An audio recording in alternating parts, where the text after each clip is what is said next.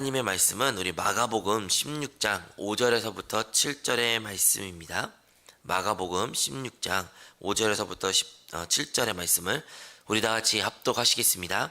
무덤에 들어가서 흰 옷을 입은 한 청년이 우편에 앉은 것을 보고 놀라매 청년이 이르되 놀라지 말라. 너희가 십자가에 못 박히신 나사렛 예수를 찾는구나. 그가 살아나셨고 여기 계시지 아니하리라. 보라, 그를 두었던 곳이니라.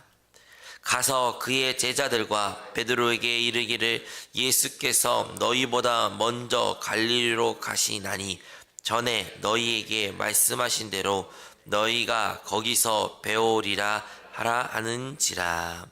아멘. 오늘 여러분과 함께 마가복음 16장 5절에서부터 7절의 말씀을 가지고 함께 나눌 오늘 설교의 제목은 그리고 베드로에게입니다. 우리가 믿는 하나님은 살아계신 하나님인 줄 믿습니다. 살아계신 하나님은 어떠한 의미를 갖고 있냐면 말씀하는 하나님이라는 의미를 갖고 있습니다. 살아있는 모든 존재는 말하고 있습니다. 말을 하기에 우리가 그가 살아있다는 것을 알 수가 있는 것이죠. 그러므로 우리가 믿는 하나님은 과거도 그리고 오늘도 지금도 이 순간에 우리에게 말씀하신 줄로 믿습니다. 오늘도 우리 하나님의 그 말씀을 들을 수 있고 그 말씀에 순종할 수 있으면 우리에게는 참 큰 복이 될 것이며 큰 은혜를 우리가 모두가 누리게 됩니다. 그 하나님의 말씀을 가장 가까이서 들었던 사람이 우리가 생각해보면 가장 먼저 떠오르는 인물 중에 하나는 바로 예수님들의 제자들입니다. 예수님의 제자들은 예수님의 가장 가까인 곳에서 주님의 말씀을 들었고 배웠으며 또 그 말씀을 그들의 삶 가운데 적용할 수 있었습니다.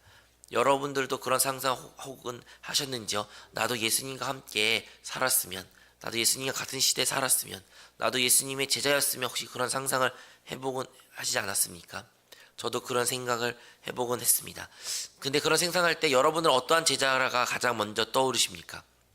많은 제자들, 12명 제자들이 있지만 아마도 많은 성도님들은 베드로를 가장 사랑할 것입니다. 베드로가 예수님의 수제자, 가장 뛰어난 제자여서 사랑할 수도 있지만 또한 한편으로 베드로의 그 모습이 우리의 모습과 너무나 많이 닮았기에 그리고 그가 성장하는 영적 성장을 통해서 우리도 그런 모습을 본받을 수 있기에 아마도 많은 사람들은 베드로를 사랑한 것 같습니다. 오늘 여러분과 함께 이 베드로에 대해서 잠깐 나누고자 합니다. 여러분, 베드로는 어떠한 인물입니까? 베드로는 예수님이 바로 그리스도라는 것을 고백했던 인물입니다. 우리 예수님께서 빌립보 가이사라는 지역에 가셔서 예수님의 제자들을 부르시고 물으십니다. 사람들이 나를 두고 누구라고 말하느냐라고 말했을 때 누구는 엘리야, 누구는 선지자, 누구는 침례 요한 이런저런 이야기를 합니다라고 말하죠.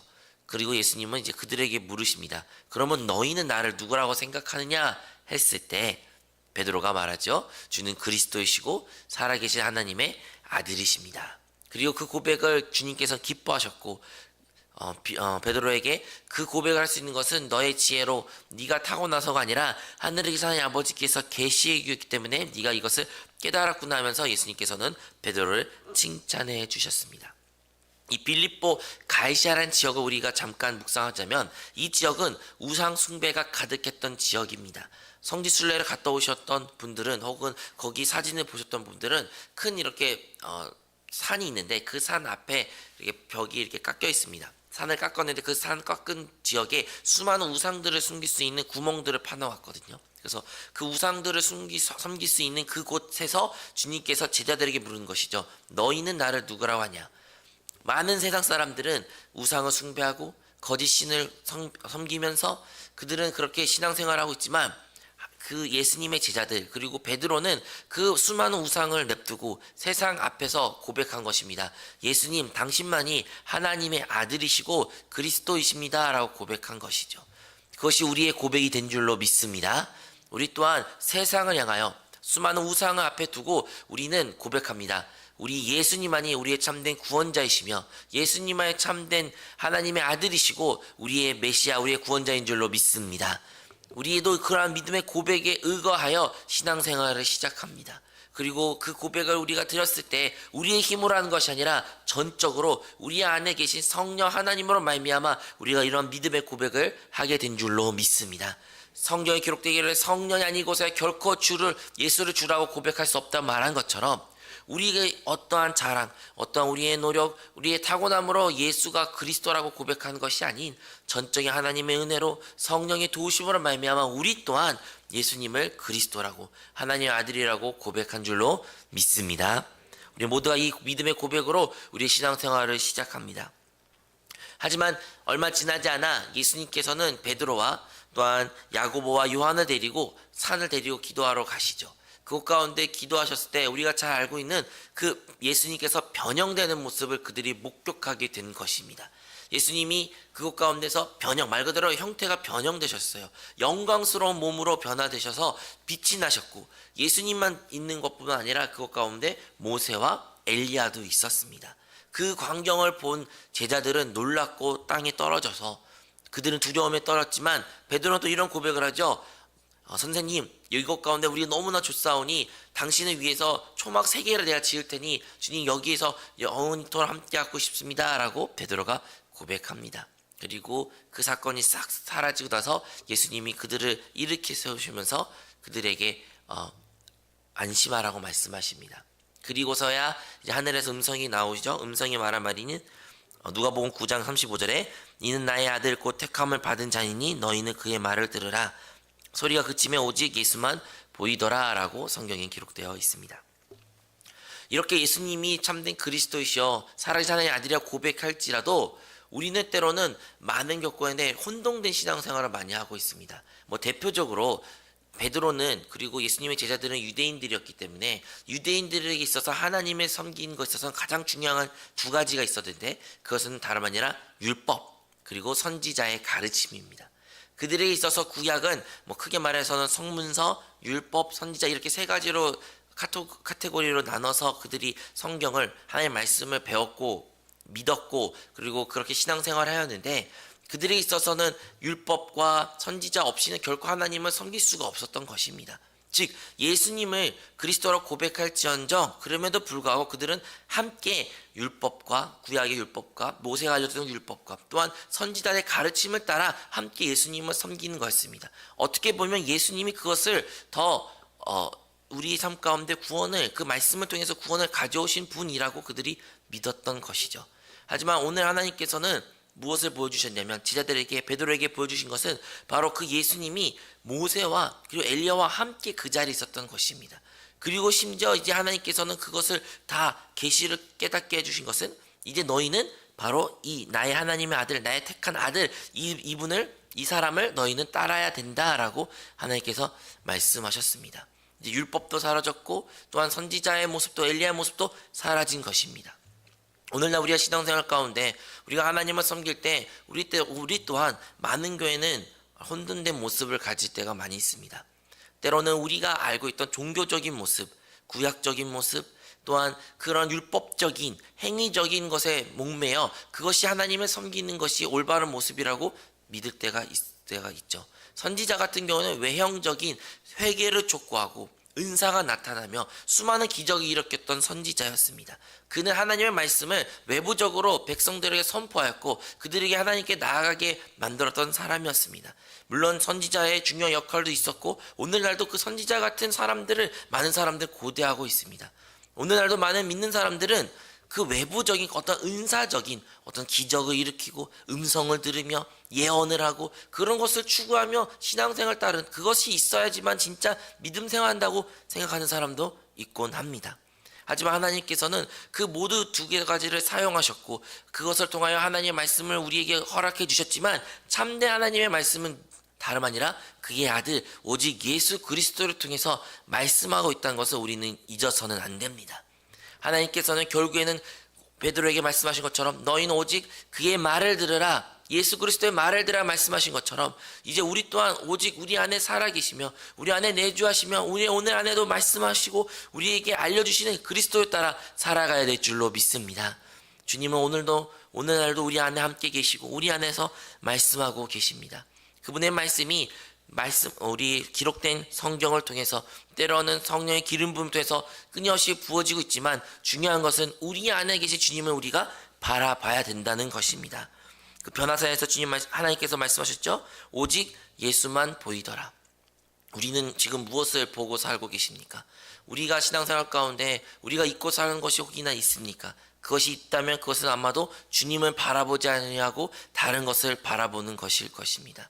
주님을 바라보는 것, 하나님을 바라보는 것, 하늘을 바라보는 것을 그치는 것이 아니라 바로 우리 안에 가장 깊숙한 곳에 살아계시고 언제나 함께 계시며 내주하신 그 주님을 바라보는 그 신앙생활이 진정으로 하나님께서 우리에게 원하신 신앙생활의 모습인 줄로 믿습니다.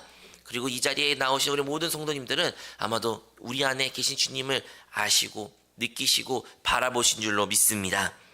세 번째 사건으로는 바로 성전세 사건으로서 마태복음 17장에 기록되어 있는데 그 내용으로 말하자면 이제 성전에 모든 유대인들은 성전에 관련된 세금을 내야 되는데 이제 그 세관이 베드로에게 찾아와 말합니다. 너의 선생은 세금을 내지 않느냐?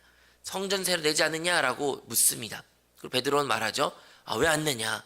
우리 선생도 내십니다 라고 말해요. 하지만 그가 돈도 없고 또한 그것에 대한 예수님을 먼저 묻지 않았기 때문에 고민은 가진 채 집으로 돌아왔습니다. 근데 예수님이 그것을 이미 듣지도 않는데도 먼저 물으시죠. 베드로야, 임금이 있는데 그 임금이 세금을 거뒀을 때 백성들에게서 거둬야겠냐 아니면 자기 아들에서부터 거둬야겠냐라고 물었을 때 베드로가 말합니다. 당연히 다른 사람, 타인에서부터 거둬야 됩니다. 그렇게 말씀하시면서 예수님도 나도 그러한다. 나도 하나님의 아들로서 내가 이 성전세를 결코 낼 필요는 없지만 너희를 힘들지 않게 하기 위해서 내가 이 성전세를 내겠다 하면서 물고기 잡아오라고 말씀하셔서 그곳 가운데 세금을 내라 라고 예수님께서 그런 사건이 마태복음 17장에 기록되어 있습니다. 이것을 통해 우리가 알 수 있는 것은 이제 베드로처럼 우리가 예수님이 그리스도이시고 하나님의 아들을 알고 또한 이제 우리가 진정으로 따라야 될 분은 오직 예수 그리스도, 어떠한 율법과 선지자의 그 외적인 혹은 율법적인 종교적인 행위가 아니라 살아계신 그리스도를 따라 사는 것, 주님을 바라보는 삶을 우리가 안다고 할지라도 우리는 많은 경우에는 주님께 물어보지 아니하고 우리가 자의적인 선택과 해석으로 말할 때가, 행동할 때가 참으로 많이 있습니다. 베드로가 그랬습니다. 분명히 하나님께서 그의 말을 듣고 그를 바라보고 그만 보라고 하셨지만 그럼에도 불구하고 베드로는 그가 생각하는 것에 따라 그가 평소에 말하고 싶은 것 따라 그의 성격에 따라 그가 행동하였고 말을 했고 결국엔 실수를 범했던 것이죠. 우리의 신앙생활도 마찬가지입니다. 우리의 많은 신앙생활의 실수는 바로 주님께 먼저 묻지 않는 것입니다. 주님께 먼저 그분의 음성에 인도하심에 따라 행동하고 생각하고 그것을 말해내는 것이 아니라 우리가 옳다고 생각한 것을 말하고 혹은 나의 체면을 생각하고 나의 습관적인 그러한 삶의 방식으로 말미암아 주님의 뜻과 잘못된 행동을 말을 할 때가 참으로 많이 있습니다. 하지만 그럼에도 불구하고 우리 주님은 우리의 그 모든 연약함을 아시고 긍휼하사 우리의 그 모든 것을 그 모든 어려움을 극복하시고 우리를 구원해 주신 줄로 믿습니다. 베드로가 어려움 처음에 처한 것을 알으셨기에 예수님께서는 그 어려움을 도와주셨던 것처럼 설사 우리가 주님의 말씀에 따라 살아야 되지만 우리가 연약하여 넘어지고 우리의 뜻대로 우리의 생각대로 우리가 말하고 싶은 대로 말해서 어려움에 처한 성도가 있을지라도 우리 주님께서는 우리를 긍휼히 여기사 우리를 도와주십니다. 오늘도 이 자리에 나온 것도 이 새벽에 우리가 일어나 주님 앞에 기도한 것도 어쩌면 이 일의 연장선일 수 있습니다. 왜 우리가 굳이 하루에 가장 이른 시간을 주님 앞에 기도의 시간을 갖습니까? 그것은 오늘 하루를 시작하기 앞서 먼저 주님 앞에 서고 주님 앞에 묻고 주님을 따라 살아가려는 오늘의 결단과 우리의 기도의 모습인 줄로 믿습니다. 오늘도 우리가 주님을 따라 살아갈 때 주님의 놀라운 은혜를 우리 모두가 체험하게 됩니다. 이렇게 주님의 순간순간 모든 인도를 받아야 되는 것을 이제 알게 된 베드로일지라도 결국에는 예수님께서 십자가에 못 박였을 때 예수님께서 그 빌라도의 재판을 받았을 때 베드로는 예수님을 3번이나 부인했습니다. 아주 철저하게 예수님을 부인했습니다. 많은 제자들은 예수님을 떠나 도망갔고 베드로는 그래도 예수님을 멀리서 지켜보았어. 그것이 또 기특하다라고 생각할 수 있을지만 그럼에도 불구하고 베드로에게 있어서는 자기가 예수님을 3번이나 부인한 것을 결코 용납할 수 없는 일인 것입니다. 자기 입으로 고백했습니다. 내가 결코 예수님을 배신하지 않겠다. 내가 죽을지언정 절대로 예수님을 떠나지 않겠다라고 말했던 베드로지만 그 이 독같은 입에서 그는 예수님을 배반하였고 또한 예수님을 저주하였습니다. 이제 예수님의 부활의 소식을 듣습니다. 예수님이 부활했다 기쁜 소식을 들을지라도 베드로의 마음은 결코 편치 않습니다. 결코 편치 않습니다. 그래서 우리가 알 수 있는 것은 베드로가 예수님 부활을 설사 목격하고 또한 들었을지라도 그는 다시 어부의 생활로 되돌아갔던 것이죠. 다시는 예수님의 제자로서 살아가는 것이 아니라 그냥 옛날에 자기가 가졌던 그 직업을 돌아가 옛 생활을 이어가는 것. 어쩌면 난 결코 예수님과 함께 사역하는 것이 옳지 않아. 나는 진짜 답 없는 사람이야 라고 생각하는 것이 베드로의 상황이었던 것입니다. 하지만 예수님께서는요 베드로를 찾아오셨죠. 그리고 오늘 본문의 말씀에도 기록된 것처럼 천사가 부활했을 때 수많은 제자들에게 가서 이 부활한 소식을 기쁜 소식을 전하라 말하면서 특별히 말하는 말씀이 그리고 베드로에게 라고 말합니다. 여기 보이시죠? 7절에 가서 그의 제자들과 베드로에게 이르기를 라고 성경에는 기록하고 있습니다. 오늘 성경의 말씀을 통해서 우리가 알 수 있는 것처럼 하나님께서는 예수님께서는 베드로를 결코 잊지 않으셨던 것입니다. 그가 배신하고 예수님을 배반할지라도 예수님은 결코 베드로를 잊지 않았습니다. 우리도 마찬가지입니다. 우리 또한 많은 연약함을 가지고 때로는 주님을 그 어느 누구봐도 사랑하였고 다른 사람 보기에는 수제자다 가장 예수님을 가까이 섬기고 많은 일을 했으며 예수님한테 인정받았던 사람일지라도 우리 또한 그런 베드로가 넘어진 것처럼 우리 또한 예수님을 섬기면서 때로는 넘어질 때가 있습니다. 다른 사람에게 심지어 얼굴을 들어서 부끄러워서 결코 다시 주님을 섬기고 싶다는 마음조차 사라지는 우리한 그러한 연약함이 우리에게는 있습니다. 그것이 때로는 능력이 없어서 그럴 수도 있고 때로는 주님의 말씀대로 살고 싶지만 그러한 이해를 갖지 못하는 상황 때문에 그럴 수도 있고 다양한 이유가 있을지라도 중요한 것은 때로는 우리는 주님이 나는 결코 주님께 합당한 사람이 아니라고 생각할 때가 있다는 것입니다. 하지만 우리 하나님께서는 예수님께서는 우리 주님께서는 결코 그렇게 생각하지 아니하십니다. 우리 주님은 베드로를 기억하신 것처럼 우리 한 사람 한 사람을 기억하고 계십니다. 그리고 우리에게 찾아오시고 다시 한번 우리의 그 메말랐던 마음 가운데 다시 한번 주의 성령으로 충만케 하여 주사 새로운 꿈과 비전을 부어주신 것이 우리 주님이라는 것을 우리는 기억해야 될 줄로 믿습니다. 주님께서 베드로를 만나셨을 때 베드로에게 묻습니다. 베드로야, 네가 나를 사랑하느냐? 네가 나를 사랑하느냐? 베드로가 대답하죠. 네 주님, 내가 주님을 사랑합니다. 내 어린 양을 치라. 그렇게 말하는 것을 들었을 때 아마도 베드로가 다행이다 라고 생각했지만 또 예수님이 물으시죠. 베드로야, 네가 나를 사랑하느냐? 네 주님, 내가 주님을 사랑합니다 라고 말합니다. 그리고 세 번째 또 물으시죠. 베드로야, 네가 나를 사랑하느냐? 그때서야 이제 말문이 막히면서 어떠한 말도 못한 베드로의 모습을 우리가 잘 알고 있습니다. 이처럼 주님은 우리에게 또 물으십니다. 네가 나를 사랑하느냐? 네가 나를 사랑하느냐? 우리는 주님을 사랑한다고 말합니다. 하지만 그럼에도 불구하고 우리의 연약함으로 말미암아 입이 그 입술의 고백이 참 잘 안 나올 때가 많이 있습니다. 그럼에도 불구하고 우리 주님께서 우리에게 부탁하신 말씀은 내 양을 치고 내 어린 양을 치고 내 양을 먹이라고 어린 양을 먹이라고 말씀하신 것이 우리 주님의 말씀입니다. 사랑하는 성도 여러분, 우리가 기억해야 될 것은 우리의 베드로의 그 신앙생활 모습을 통해서 우리가 기억해야 될 것은 우리가 설사 예수님을 구주로 고백할지라도 또한 우리가 넘어지고 또 실수했을지라도 주님께서 결국에는 우리에게 맡겨주신 사명은 바로 영혼에 대한 양육과 그들을 섬기고 그들을 보살피며 그들과 함께 주님을 만나는 것이라는 것을 우리는 결코 잊어서는 안 됩니다. 이 땅 가운데 주님의 부탁하신 말은 결국에는 우리에게 맡겨진 그 영혼들을 우리가 돌보는 것입니다. 그래서 베드로가 이런 고백을 하죠. 너희는 왕같은 제사장들이라고요. 우리는 이 땅 가운데 우리의 참된 직분은 바로 왕같은 제사장으로서 하나님 우리에 맡겨주신 그 양들을 그 어린 양들을 치고 먹이고 그들을 양육하며 그들과 함께 주님 앞에 쓰는 것인 줄로 믿습니다. 그러므로 오늘의 말씀을 통해서 우리가 기억해야 될 것은 우리가 설사 어떠한 상황 가운데 놓여 있을지라도 우리가 할 수 없다, 나는 못한다, 나 같은 사람은 답이 없다.